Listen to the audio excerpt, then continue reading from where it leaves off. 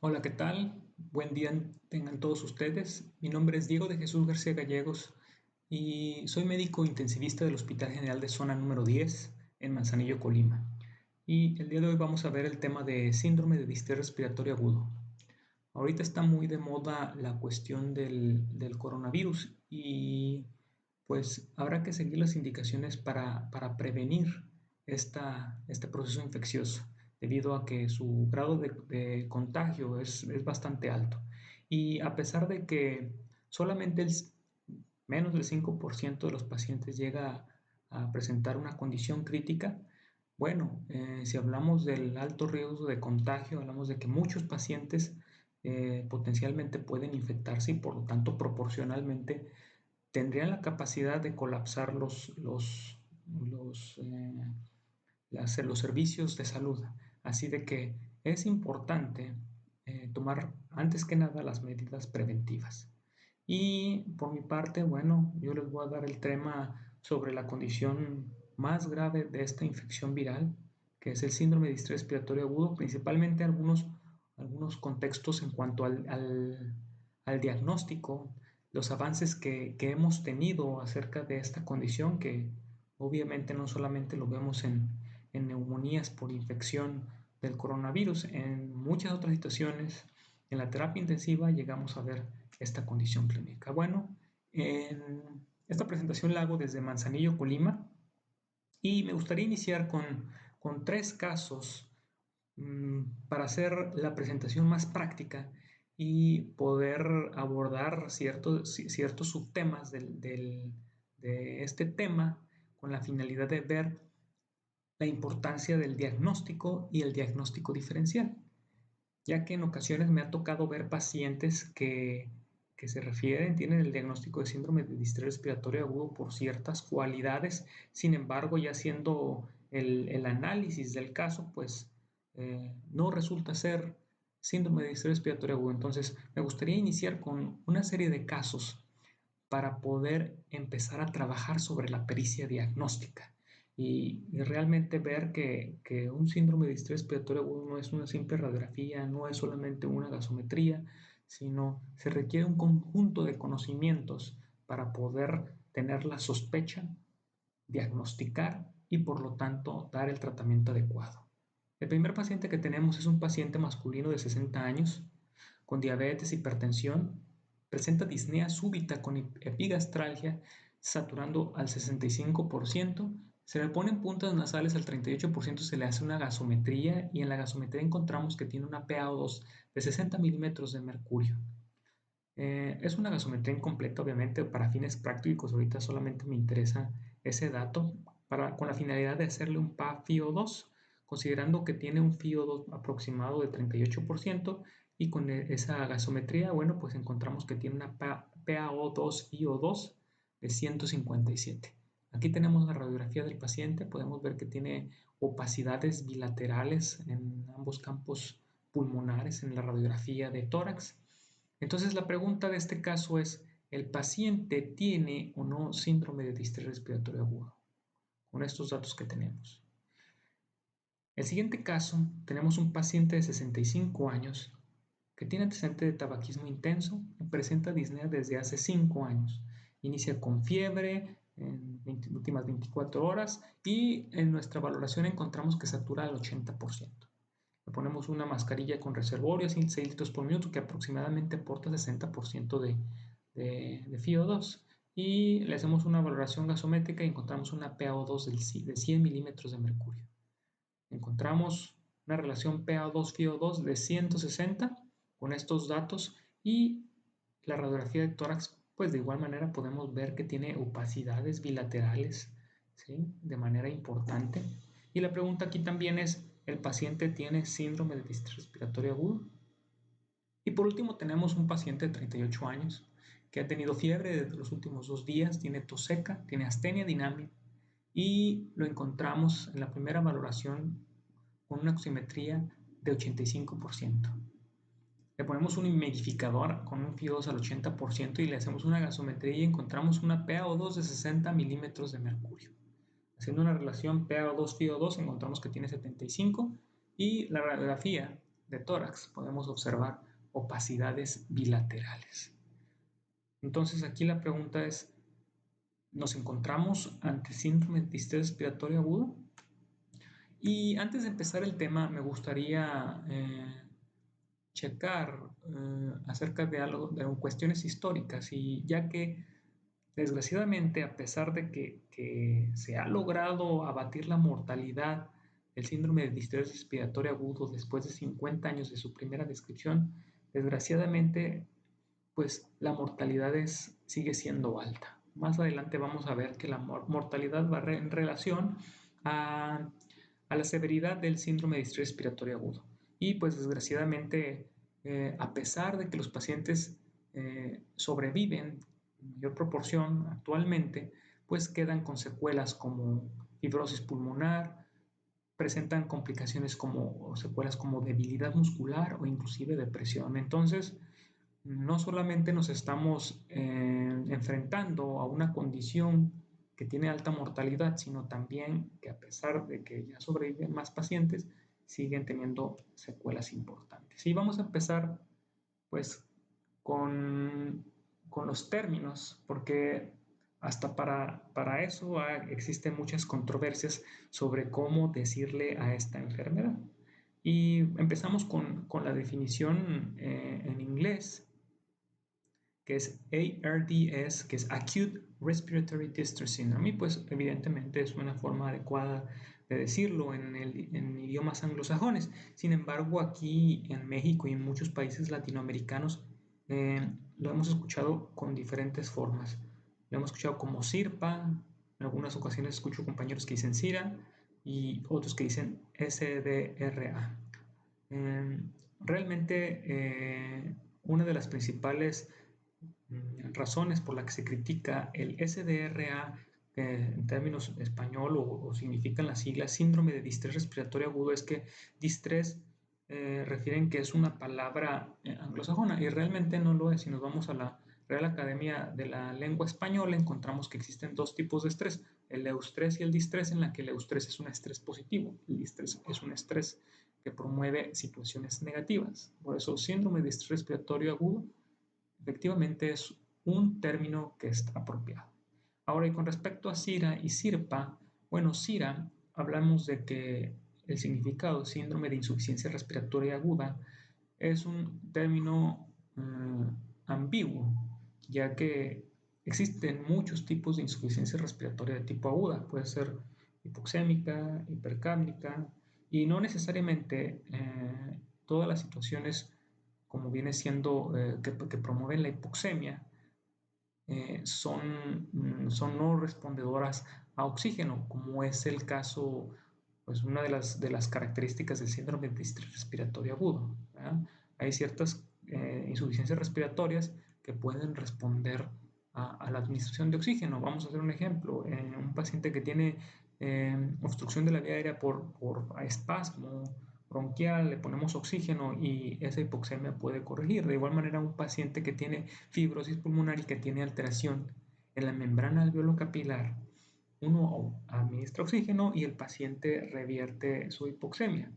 Una característica que no embona con el síndrome de distrés respiratorio agudo. Es por eso que SIRPA, en la que es síndrome de insuficiencia respiratoria y agregamos la palabra progresiva, aguda, pues sí nos describe más las características de esta condición.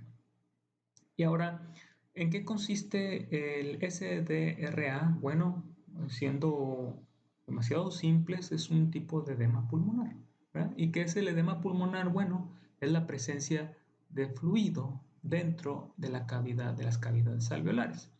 Y existen dos tipos de edema pulmonar. Uno de los más conocidos es el cardiogénico, en la que existe una sobrecarga hídrica o falla del corazón. Y la otra es un tipo no cardiogénico. En este caso, siendo estrictos, el síndrome de distrés respiratorio agudo es un edema pulmonar no cardiogénico. ¿Y en qué radica la diferencia? Bueno, esta imagen muy bonita del New England del 2005, podemos checar que la diferencia radica en que un paciente que tiene un edema pulmonar de tipo cardiogénico realmente el fluido dentro de los alvéolos es un fluido pobre en proteínas y está dado porque hay un incremento de la presión capilar o enocapilar y esto va a promover que se filtre líquido dentro del alvéolo y podemos ver que existe una integridad de lo que es el epitelio alveolar y lo único que está ocurriendo aquí es de que está pasando moléculas de agua que pueden pasar a través de los poros de lo que es la membrana alveolo-capilar. Por lo tanto, otras células u otras moléculas más grandes no pasan. Por lo tanto, podemos decir que es un fluido pobre en proteínas o es un trasudado. ¿No? A diferencia de lo que es el edema pulmonar no cardiogénico, como es en el síndrome de distrés respiratorio, en la que existe una disregulación inmunitaria, para ser exactos, del sistema inmune innato, y lo que viene siendo los neutrófilos, los macrófagos, promueven la liberación de citocinas inflamatorias, promueven la destrucción del epitelio alveolar, los neumocitos, y por lo tanto existe un incremento de la permeabilidad por donde sí pueden pasar proteínas e inclusive células inflamatorias. Entonces, de una manera muy chusca para que quede más claro y entendido, es en un edema pulmonar de tipo cardiogénico, el líquido que encontramos es un líquido cristalino. ¿Verdad? Y en un paciente que tiene un edema pulmonar no cardiogénico, como en el síndrome de distrés respiratorio agudo, bueno, vamos a tener líquido, pero un líquido lodoso, espeso, rico en proteínas. Y ahí es donde pues radica de una manera chusca pues la diferencia en cuanto a la capacidad de respuesta a tratamiento, en la que pues en ocasiones cuando tenemos un paciente que tiene edema pulmonar por sobrecarga hídrica, simplemente le ponemos pues diurético o que tiene problemas cardíacos, compensamos la cuestión cardíaca y se ve resuelto el problema de tipo cardiogénico en cuestión de horas. A diferencia del síndrome de distrés respiratorio agudo que son pacientes, pues para empezar, la gran mayoría se tiene que intubar y su normalización pues llega a ser de días. Y eso solamente en caso de que les vaya bien, porque como podemos ver, existen diferentes fases del síndrome de distrés respiratorio agudo. Ya vimos que pues la fase inicial en la que existe mayor actividad inflamatoria, pues existe la destrucción de los neumocitos, existe la presencia de entrada de exudado a nivel de la cavidad alveolar y por lo tanto, bueno, es el momento más agudo de la situación y una vez que se controla la situación gatillo que promovió el síndrome de distrés respiratorio agudo, el descadenante, bueno, posteriormente tenemos otras dos fases. La fase proliferativa en la que nuevamente hay una reepitelización con neumocitos a nivel de los alveolos, hay una restauración y hay un proceso nuevamente de regeneración del alveolo y por lo tanto una recuperación. Pero también existe otra fase que no todos los pacientes llegan a presentar esta fase por cuestiones, mucho depende de cómo le fue al control de su condición descadenante, mucho depende también de cuestiones genéticas, de tal manera que hay pacientes que desarrollan una fase fibrótica y tienen una complicación, pues fibrosis pulmonar, y pues evidentemente son pacientes que van a quedar con secuela a largo plazo. Y pues conocemos el distrés respiratorio realmente siempre ha existido, bueno, siendo estrictos, pero los primeros que hicieron la descripción de la condición son David Auerbach, son Bernard Levin y Thomas L. Petit, en un artículo que sacaron en 1967 y lo llamaron, pues, de tal manera como ahora lo conocemos, Acute Respiratory Distress Syndrome, donde describen 12 pacientes que se manifiestan con inicio súbito de taquipnea, hipoxemia, pérdida de la compliance, que son pacientes que a pesar de la administración de oxígeno no tenían una buena respuesta al mismo y pues también que tenía alta mortalidad. Y también lo relacionaban con situaciones pues de trauma, de sepsis, otras condiciones graves que descadenaron posteriormente el problema. Y las definiciones después del 67 han variado. Eh, Aquí podemos ver una mnemotecnia interesante. Bueno, yo lo relaciono mucho con el PRI en México. Como podemos ver, Ashbach, cuando describió por primera vez el SDRA, bueno, fue en el 67, aproximadamente en el 68, cuando fue la matanza de los estudiantes en Tlatelolco. De igual manera, en el 88, Murray hizo una descripción más detallada de lo que es el SDRA, dio más características al respecto, y eso fue en el 88, precisamente coincide con la entrada de Carlos Salinas de Gortari, Bernard, en el 94, que es donde coincide la entrada de los nuevos pesos, y la más actual, la definición más actual, la de Berlín, la entrada del expresidente Peña Nieto en el 2012. Bueno, y en estos criterios diagnósticos, pues, ¿cuáles eran sus pros y sus debilidades? Bueno, realmente eso es uno de los más grandes avances que hemos tenido en el SDRA, el avance en cuanto a los criterios diagnósticos, ya que los previos eran ambiguos, no había una descripción lo suficientemente buena para poder definir a nuestros pacientes con esta situación. Carecían totalmente de especificidad. Y en el 88, bueno, ya se comentaba acerca de criterios con el objetivo de excluir a aquellos pacientes con edema pulmonar cardiogénico, que es uno de los diagnósticos diferenciales pues muy parecidos al SDRA. Ya vimos que inclusive llegan a parecerse mucho en el proceso fisiopatológico. Y en el 94 ya lo empieza a definir como una condición aguda, introduce la presión en cuña como un componente importante para descartar la condición cardiogénica, y también da definiciones y clasificaciones tanto en lesión pulmonar aguda como síndrome de distrés respiratorio agudo de acuerdo a su PaO2 FiO2. Y realmente aquí, pues el PaO2 FiO2 no le daba la consideración a la administración de PIP o CPAP a los pacientes. Desgraciadamente, pues de igual manera del 94 no especificaba causas, no hablaba acerca de presencia o ausencia de fallas orgánicas, y a pesar de que ya hablaba acerca de ciertos datos radiográficos, los datos o ya hallazgos radiográficos no eran concretos. Entonces, aquí podemos ver una tabla sobre pues, las diferentes limitaciones que tenía las previas criterios diagnósticos.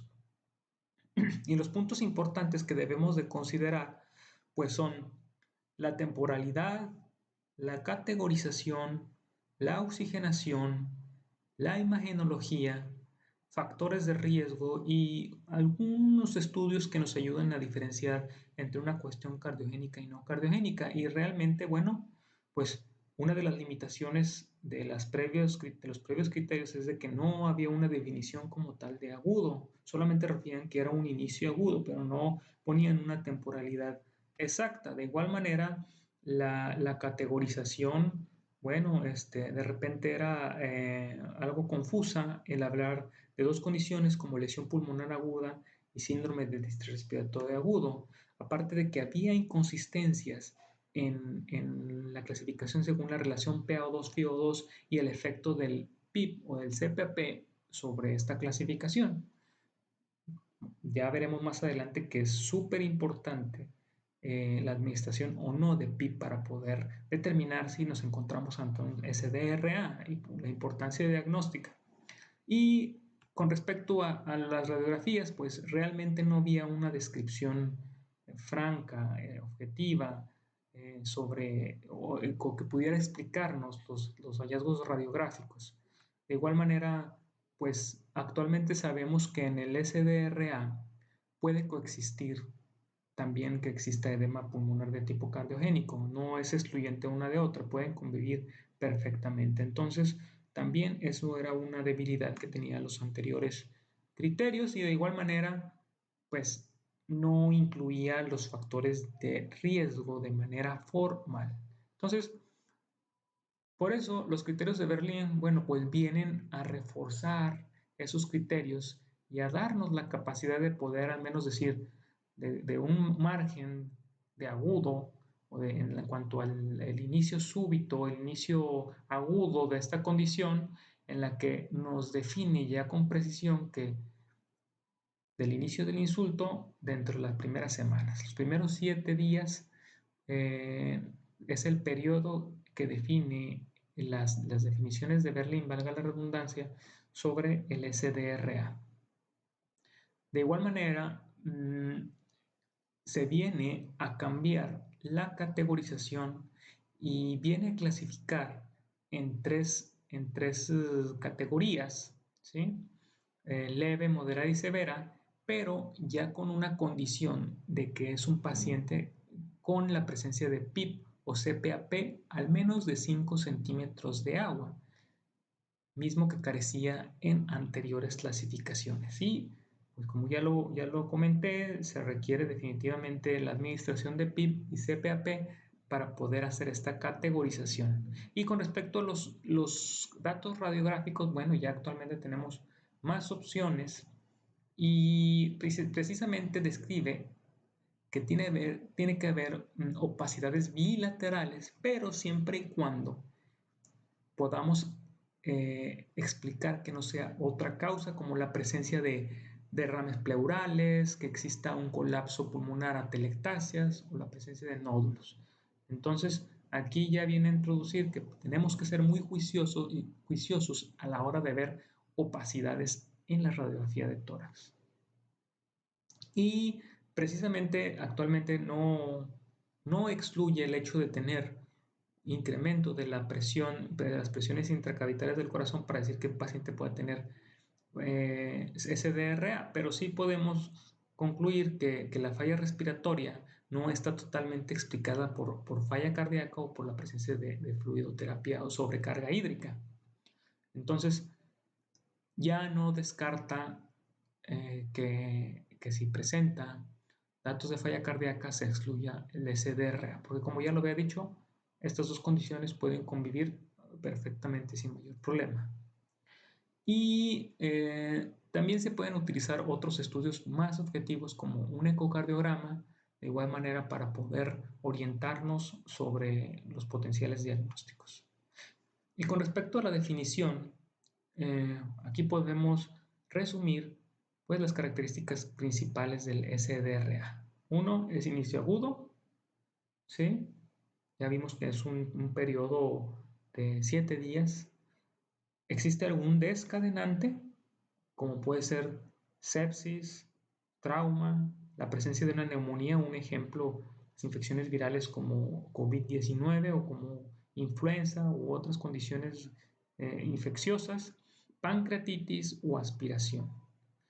La presencia de taquipnea, obviamente la presencia de cortocircuitos va a ocasionar que incrementemos nuestra frecuencia respiratoria. Y otra característica es la presencia de hipoxemia refractaria. Recordemos que pues de las causas de hipoxemia, la única que no revierte la administración de oxígeno es aquella en la que la etiología son cortocircuitos. Y eso lo explicaré más adelante cuando hablemos del manejo ventilatorio de los pacientes con SDRA para que quede más claro qué son los cortocircuitos y por qué se produce hipoxemia refractaria. Y evidentemente la pérdida de la distensibilidad pulmonar. Un paciente que tiene ocupación alveolar, las partes aireadas de un pulmón se disminuyen al grado de inclusive decirlos o describirlos como un baby lung, un pulmón de bebé, de tal manera que se vuelve un pulmón pesado y duro. ¿De acuerdo? Y con respecto a la fisiopatología, bueno, pues simplemente indagar al respecto de que sí existe mucha diferencia en el edema pulmonar cardiogénico. Habíamos comentado que la presencia intraalveolar de transudado, pues a diferencia de lo que es el exudado intraalveolar en el SDRA. Y evidentemente, pues la etiología, aquí la etiología principal es la presencia de sobrecarga de líquidos o falla del corazón que va a promover el incremento de la presión capilar alveolar y por lo tanto inunda la cavidad alveolar. Y ¿Qué es lo que descadena el SDRA? Bueno, está relacionado mucho con ciertas situaciones descadenantes como es la sepsis. Y lo que llama mucho la atención es que no necesariamente todos los pacientes, por muy graves que estén con sepsis, con una pancreatitis aguda o con alguna otra condición, no necesariamente desarrollan SDRA. Es por eso que también se le ha dado mucho peso al componente ambiental y evidentemente al componente genético, ya que pues existen ciertas condiciones genéticas que definitivamente van a promover el desarrollo de SDRA. Inclusive, pues, actualmente hemos escuchado acerca de que existen receptores moleculares que promueven el desarrollo de este problema. Por ejemplo, es el caso del COVID-19, que se relaciona estrechamente con el receptor de la AC2, que es el angiotensina, el receptor de la angiotensina a nivel pulmonar. Y existen muchas controversias al respecto. Ya inclusive muchos aseguran, yo creo que es demasiado temprano acerca del papel que tiene el AC2. Si ya este problema se conoce de años y no se tiene todavía la certeza sobre el papel, pues también debemos de ser un poquito juiciosos a la hora de concluir cosas, ¿no? Porque de repente nos da esta cuestión de articulitis, vemos artículos y rápidamente llegamos a tomar conclusiones. No, no es así de fácil. Ya SDRA ya la conocemos de mucho tiempo y como veremos más adelante, pues hemos fallado bastante en la cuestión de los tratamientos farmacológicos. Entonces, tengamos mucho cuidado. La fisiopatología la conocemos hasta cierto grado, pero aún no hemos podido influir mucho en las cuestiones moleculares y fisiopatológicas. Con respecto a los descadenantes, existen dos tipos de descadenantes del SDRA, que es el pulmonar y el extrapulmonar. Y pues el pulmonar habla de una lesión directa de los pulmones y podemos clasificarlo como una neumonía, una infección directa de los pulmones, la aspiración de contenido gástrico en el síndrome de Meldenson, contusión pulmonar, pacientes que tienen traumas, se golpean el tórax, pueden desarrollar SDRA, de igual manera aquellos que presentan quemaduras o que tienen casi ahogados, ¿verdad? Son condiciones que pueden descadenar SDRA. Y también existen factores indirectos o extrapulmonares como sepsis de otro origen, pues una infección urinaria, infección en otro sitio del organismo. Puede presentar también no necesariamente trauma de tórax, también politrauma o pacientes que tienen choque hemorrágico pueden desarrollar eh, SDRA, ¿no? Pancreatitis, quemaduras mayores, la administración de transfusiones, bypass cardiopulmonar o incluso el edema de reperfusión después de trasplante pulmonar o inclusive después de embolectomía. Entonces, como podemos ver, existen muchos descadenantes, pero pues aquí lo importante es tener en cuenta que los principales causas, que incluso representan hasta el 85% de los casos, se encuentran entre lo que son las neumonías, la aspiración de contenido gástrico y pues evidentemente sepsis, que es una de las condiciones más frecuentes en el ámbito hospitalario. Solamente en ciertas situaciones, como en contingencias donde existen infecciones virales, pues podemos de repente ver cambiado esta situación en la que la neumonía por virus puede ser la condición predominante, pero al fin y al cabo de tipo infeccioso. ¿Y por qué es importante considerar la temporalidad? Bueno, porque en ocasiones vamos a ver radiografías muy feas, vamos a incluso ver gasometrías muy feas y tenemos que ser muy juiciosos porque a veces son pacientes que ya su problema lo tienen acarreando de mucho tiempo atrás. Me ha tocado ver pacientes con diagnóstico de influenza y ya haciendo el historial clínico, pues me encuentro que son pacientes que ya tienen problemas pulmonares de mucho tiempo, ya tienen problemas como exposicionales como la exposición a humo de leña, tabaquismo, enfisema pulmonar. Podemos ver también pacientes que ya tienen enfermedades autoinmunes, como la esclerosis sistémica, como aquellos pacientes que tienen polimiositis, que tienen síndrome antisintetasa, evidentemente tienen una afectación pulmonar importante. Vamos a encontrar los que tienen cierto grado de hipoxemia y de igual manera radiografías muy feas con múltiples opacidades. O también podemos ver pues pacientes ya con neumopatías crónicas de otro tipo, ¿no? Fibrosis pulmonar, ya inclusive lo podemos notar por la presencia de cambios crónicos de hipoxemia crónica, ¿no? Como son los dedos en palillo de tambor. Entonces, aquí el juicio clínico es muy importante. La temporalidad es un punto muy importante para decir si eso no es un síndrome de distrés respiratorio agudo. En cuanto a la imagenología, bueno, podemos ver aquí pues una radiografía normal y una radiografía con opacidades bilaterales, ¿verdad? Aunque ya tenemos otras opciones diagnósticas como es la tomografía, en la que podemos ver aquí una neumonía bilateral, broncograma aéreo, y también podemos ver y que ya podemos utilizar inclusive el ultrasonido, donde podemos ver la línea pleural y unas líneas B verticales y no horizontales, muy orientador en esta situación de SDRA. Y la tecnología pues, nos ha dado también para incluso hacer PET scan, donde podemos ver que en las áreas dependientes existen pues zonas rojas que nos demarcan una alta actividad y por lo tanto alta actividad metabólica en las zonas inflamatorias. Y aquí podemos ver una tomografía de un paciente que no tiene SDRA, tiene hipoxemia pero no tiene SDRA y nos lo está explicando la presencia de una telectasia. Es por eso que siempre ante la sospecha debemos de descartar cualquier otra condición que nos pueda mimetizar o que nos pueda confundir sobre un SDRA. ¿Y cuáles son los diagnósticos diferenciales o mimetizadores del SDRA? Son varios. El más común es la falla cardíaca congestiva.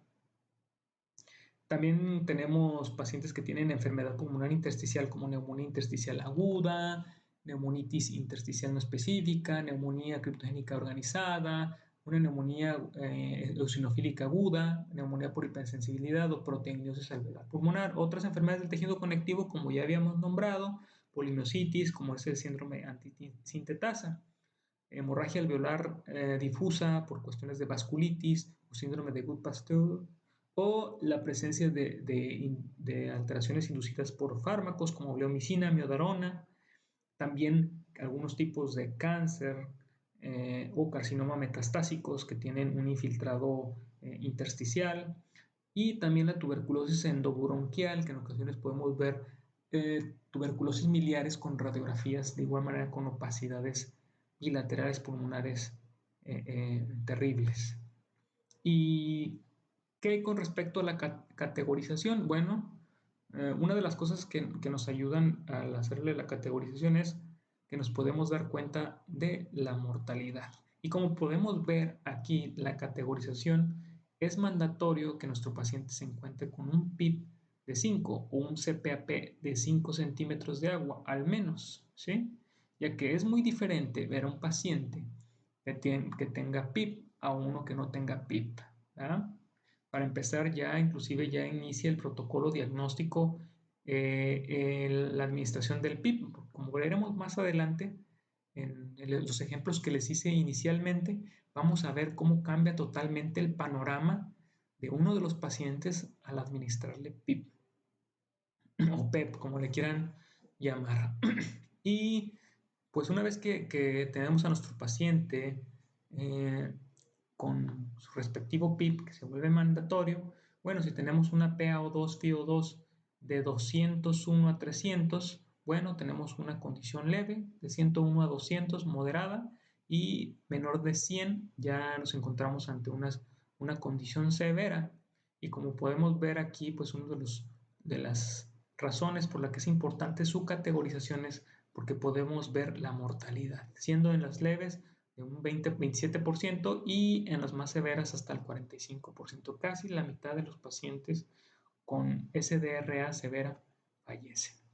Y otras medidas fisiológicas, pero pues que no están dentro de los criterios, pero bueno, son cualidades que tiene el SDRA, pues es la presencia de una distensibilidad estática menor de 40 mililitros centímetros de agua. ¿Qué quiere decir? Que el pulmón se vuelve un globo duro, un globo pequeñito, difícil de inflar. De igual manera, el volumen minuto corregido llega a ser a más de 10 litros por minuto. Y los biomarcadores pues no tienen una finalidad diagnóstica y a veces nos pueden orientar un poco acerca de la severidad, ya que pues muchos de estos biomarcadores son inespecíficos, como mediciones de citocinas, que por el mismo proceso inflamatorio pueden incrementarse de manera importante. Pero bueno, actualmente se requieren métodos más reproducibles y directos para medir la permeabilidad capilar pulmonar y agua pulmonar extravascular. Aún no contamos con algún biomarcador que nos ayude a definir ese DRA y pues por el momento nosotros nos basamos en cuestiones clínicas, radiográficas, gasométricas para poder hacer la definición. Bueno, eso es lo que vimos en los avances en cuanto al diagnóstico y ahora con el tratamiento, bueno, pues desgraciadamente los avances que tenemos son mínimos. Vamos a ver que hay pocos tratamientos disponibles y la piedra angular aún sigue siendo la perla de la corona, la ventilación mecánica, y eso solamente con el objetivo de minimizar el desarrollo de lesión pulmonar inducida por la ventilación. Actualmente lo más importante en el SDRA definitivamente es el control de la enfermedad desencadenante, si es sepsis, la administración de sus antibióticos respectivos, si es una neumonía por virus, bueno, la administración de antivirales, la reanimación en otro tipo de situaciones como en trauma, choque, hemorrágico, etcétera. Eso va a ser la piedra angular en el tratamiento del SDRA y se han tratado de estudiar ciertas intervenciones con la finalidad de prevención, adyuvantes o farmacológicas. Sin embargo, pues no se ha logrado mucho al respecto. De igual manera se ha tratado de buscar nuevos paradigmas en la ventilación mecánica, ya que pues siguen vigentes los que conocemos ya de años y necesitamos conocer nuevos paradigmas para tratar de abatir más pues la mortalidad y las complicaciones del SDRA. Y aquí de manera rápida podemos ver un cuadro del JAMA de febrero del 2018, en la que podemos ver las intervenciones de tipo preventiva y pues realmente para ser rápido, bueno, no encontraron diferencias, no existe un medicamento preventivo, aquí estudiaron lo que es la aspirina, no hubo resultados favorables. En cuanto a los tratamientos adyuvantes, pues aquí estuvieron lo que viene siendo el ECMO. De igual manera, no existe diferencia significativa, solamente lo único de los tratamientos adyuvantes es la posición prona por más de 16 horas, en la que sí hubo una reducción significativa de la mortalidad. Entonces, de manera general, podemos decir que sí a la posición prona, que también esa la veremos más adelante al estudiar la ventilación mecánica en el paciente con SDRA.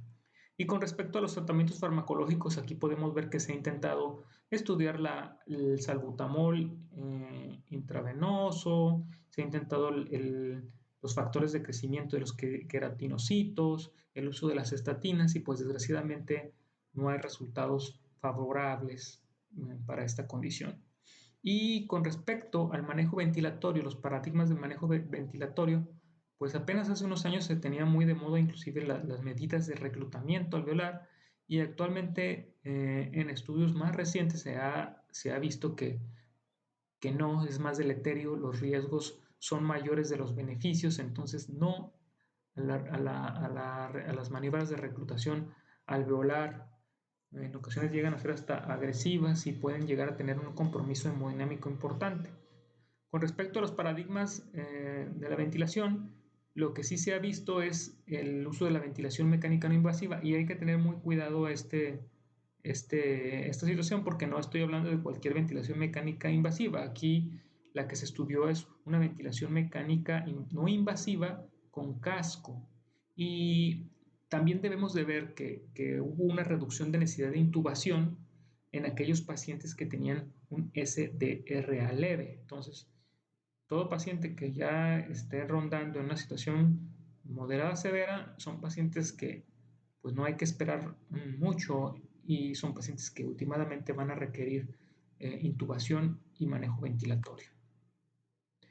Y aquí vamos a concluir, vamos a poner a prueba los conocimientos que les acabo de comentar acerca de los criterios diagnósticos y como podemos ver en el primer caso, si alguno dijo que era síndrome de distrés respiratorio por las opacidades bilaterales y por la presencia de una PaO2, FiO2 disminuida, pues aquí vamos a poder ver que ya por el cuadro clínico, el diagnóstico y, y la administración de CPAP, como podemos ver aquí, cambia totalmente el panorama. Este paciente de 60 años que llegó con la epigastralgia, bueno, se le hizo un electrocardiograma y encontramos que tenía un infarto anterior extenso. El paciente, al no presentar choques, se le ofrece la ventilación mecánica no invasiva con un CPAP de 5 centímetros. La presión positiva en los pacientes que tienen falla cardíaca aguda pues es muy beneficiosa. Hay alivio del edema pulmonar por la misma presión positiva, ayuda mucho al corazón, disminuye la precarga y también ayuda en la poscarga y con tan solo la administración de FiO2 del 35% encontramos un PaO2 de 130 milímetros de mercurio. Entonces podemos ver, si hacemos la relación PaO2-FiO2 con el CPAP de 5 centímetros, podemos ver que ya no es un PA2 FiO2 bajo, ya es un PA2 FiO2 normal. Se trató con yecas, betabloqueos, obviamente diuréticos para el control de la falla cardíaca aguda, obviamente el tratamiento más importante, el cateterismo, el ICP, y aquí podemos ver en 24 horas el paciente ya estaba saturando al 98%. El paciente, hacemos una radiografía de tórax, una radiografía normal, ¿no? A pesar de que en horas previas se había encontrado con opacidades bilaterales, podemos ver que evidentemente este paciente no tiene SDRA, es un edema pulmonar de tipo cardiogénico, el cual fue posible corregir con los tratamientos enfocados al corazón, fue posible corregir con la administración de la presión positiva, con CPAP hasta con 5 centímetros, se ayuda mucho a la cuestión cardíaca y por lo tanto se logra su mejoría a diferencia de lo que es el SDRA, ¿verdad? Entonces, como dato característico de que sí, tuvo un inicio agudo, algo característico del SDRA,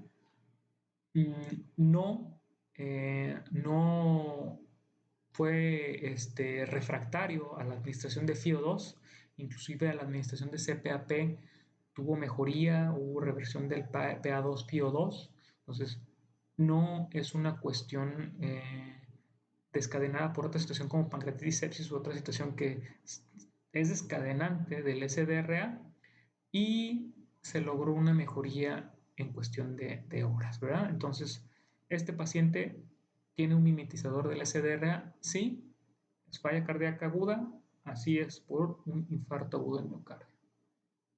Y este otro paciente, pues de igual manera, a pesar de que tenía su hipoxemia al ingreso, solo fue suficiente con iniciar broncodilatadores, incrementar el oxígeno hasta el 80% y vemos que tiene una reversión del PA2-FiO2 con tan solo incrementar el aporte del oxígeno por medio de la bolsa reservorio.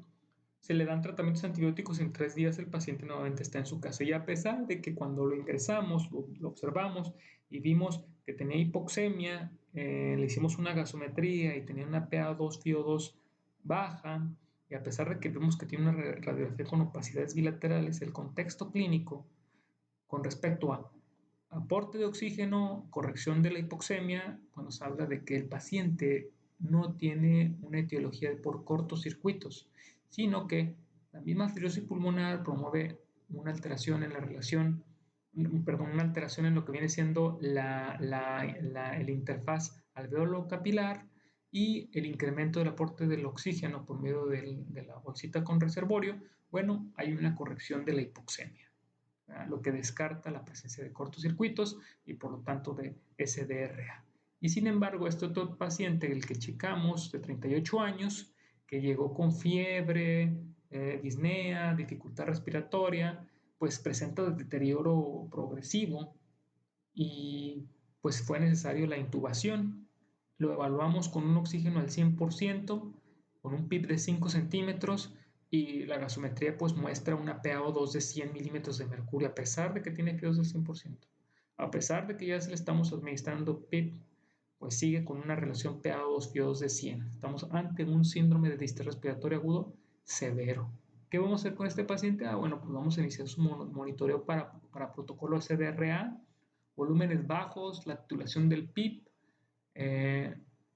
con el objetivo de darle su ventilación protectiva y pues darle tratamiento con oseltamivir. Si nuestra sospecha epidemiológica en ese momento es una influenza, bueno, pues habrá que iniciarle tratamiento con respecto a la sospecha diagnóstica. Aquí también hay que tener muy en cuenta que nuestras habilidades en cuanto a la determinación del historial clínico también es muy importante, porque podemos estar ante otro tipo de neumonía, podemos indagar en antecedentes del paciente, que, por ejemplo, que repara aires acondicionados, o que es un paciente que tiene exposición a ciertos animalitos, aves, etcétera. Bueno, eso también nos va a dar una, una orientación diagnóstica y también nos va a ayudar al inicio de otros tratamientos empíricos, mientras esperan pues los estudios pertinentes diagnósticos, ¿verdad? Porque pues a veces nos encontramos que el diagnóstico era otro tipo de neumonía, otro tipo de germen y puede resultar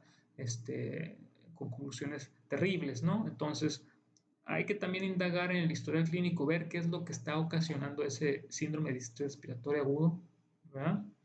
Darle su tratamiento y protegerle su pulmón. Y posteriormente ya en otra presentación les hablaré acerca de el soporte ventilatorio precisamente en estos pacientes, que es donde pues es donde ha habido mayor avance, y como les digo, desgraciadamente con respecto a lo farmacológico que involucre directamente el SDRA, sin entrar en detalle en la cuestión de sepsis, antibióticos y otros tratamientos de etiología específica, bueno, pues no se ha logrado mucho. Bueno, les agradezco mucho.